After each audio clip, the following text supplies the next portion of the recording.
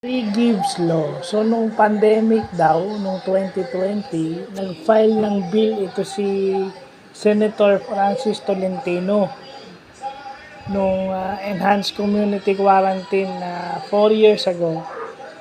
Ang tawag ay Senate Bill 1470 or yung tawag niyan 3 Gibbs Law. So, ito, triple payments for utilities. Yung internet, o telepono, tubig at saka kuryente. Well, kaya ako na-vlog to kasi maganda sana to. Kung ma-approve tong law na to, lalo na sa mga mahihirap, hindi naman lahat ng tao kayang magbayad ng isang bagsakan. Nagtitipid na nga sila, pa nagtaas ng rate yung Meralco, di lalo silang hindi makakabayad. So, importante itong 3 Gibbs Law na to para sa mga tinatawag nating lifeline consumer ng Meralco o yung hindi lumalagpas ng 200 kilowatt hour yung kinokonsume na kuryente.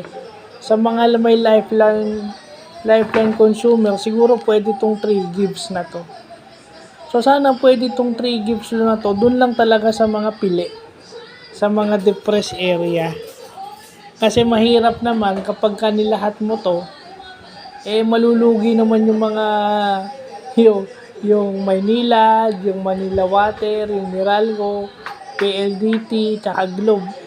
PLDT tsaka yung dito, di ba? Malulugi naman yung mga negosyo kung ina-apply mo to sa lahat. So, dun lang sa mga lifeline consumer sa kuryente, siguro dun lang applicable to.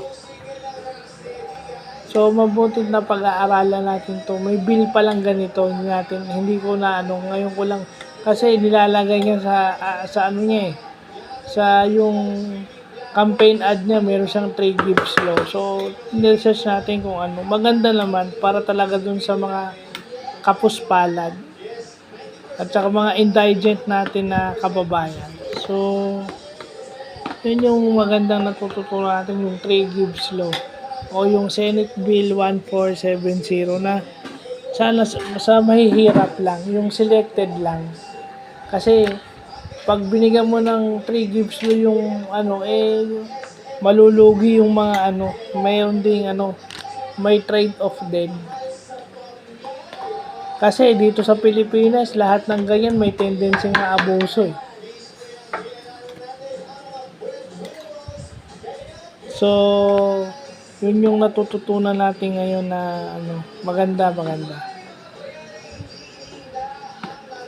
So, yun lang po.